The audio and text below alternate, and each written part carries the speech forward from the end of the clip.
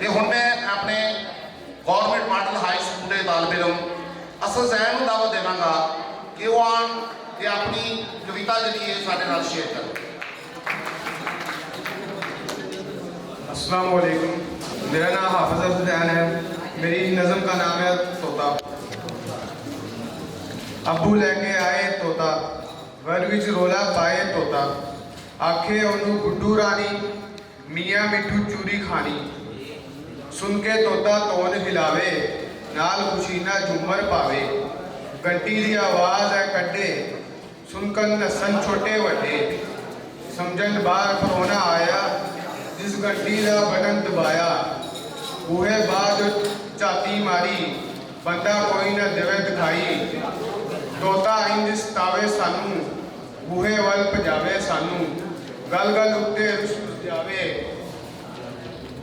ना अमरूद ना चूरी खावे, टी टी करके शोर मचावे, कच्ची नींदर इंज झोकावे, सारा टब्बर देवे दिखाई, तोते साडी जान खपाई, तोते साडी जान खपाई।